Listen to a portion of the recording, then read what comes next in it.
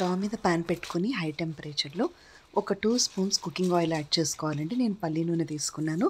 ఆ తర్వాత అందులో ఒక 2 కప్పులు సన్నగా తరిగినటువంటి ఆలుగడ్డ ముక్కలు వేసి వేపాను. ఆ తర్వాత అందులో ఒక కప్పు క్యాప్సికమ్ ముక్కలు కూడా యాడ్ చేసుకొని పసుపు, ఉప్పు, కారం, ధనియాల పొడి, జీలకర్ర పొడి, గరం మసాలా అన్నీ కూడా ఒక అర చెంచా లేదా పావు చెంచా చొప్పున మీ కంఫర్ట్ బట్టి యాడ్ చేసుకోండి.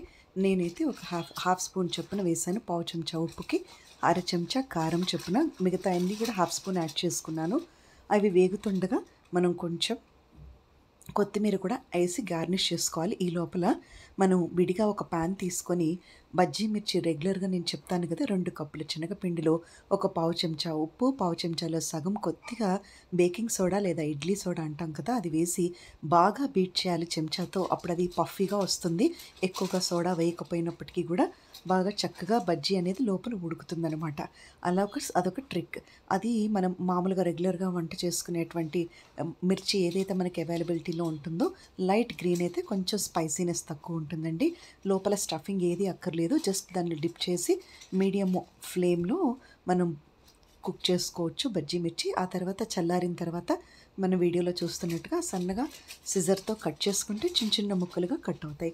ఆ తర్వాత దాన్ని లైట్గా పాన్ మీద యాడ్ చేసుకుంటే డ్రై పాన్ మీద అవి క్రిస్పీగా వస్తాయన్నమాట.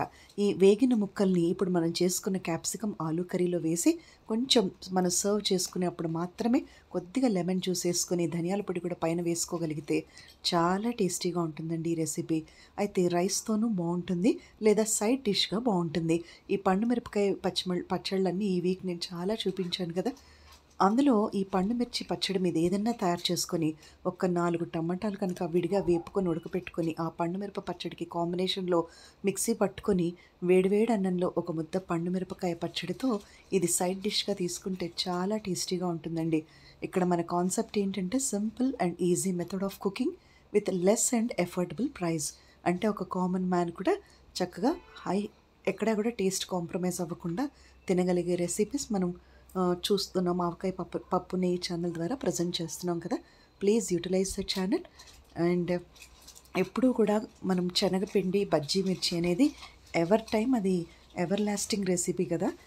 ప్రతి ఒక్కరికి ఇష్టమే బజ్జీ మిర్చి, ఎస్పెషల్లీ వెజిటేరియన్స్కి. అయితే క్యాప్సికమ్ అండ్ ఆలూ కాంబినేషన్ చాలా బాగుంటుంది. దీంట్లో టేస్ట్ ఎలివేటర్ వచ్చి ధనియాల పొడి, అట్ ద సేమ్ టైం ధనియా పత్తా, అదే కొరియాండర్ లీవ్స్, మనకి కొత్తిమీర ఇప్పుడు వింటర్లో చాలా ఎక్కువగా దొరుకుతుంది కదా. కొరియాండర్ అనేది మనం కుకింగ్ చేసే స్టార్టింగ్లో వేస్తే అది వేరే టేస్ట్ అండి. మనం స్టవ్ బంద్ చేసే ముందు కొంచెం కొత్తిమీర జల్లుకొని దాని మీద కొంచెం లెమన్ జ్యూస్ యాడ్ చేసుకుంటే ఆ టేస్ట్ అనేది హై లెవెల్లో ఉంటుంది. అది టేస్ట్ బడ్స్ యాక్టివ్ అవుతాయి.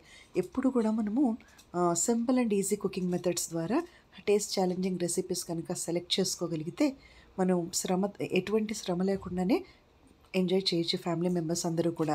అయితే ఈ సీజన్లో బాగా రెడ్ చిల్లీస్ బాగా దొరుకుతాయి కాబట్టి దానికి చాలా వేరియేషన్స్ చూపిస్తూ నేను చూ ప్రిపేర్ చేస్తూ చూపించానండి వీడియోస్లో. తప్పకుండా ఒకసారి అన్ని పచ్చిమిర్చి రెసిపీ అంటే పండు మిరపకాయని వేపుకొని ఒక రకంగా లేదా రా ఫామ్లో కూడా నేను కుక్ చేసి చూపించాను.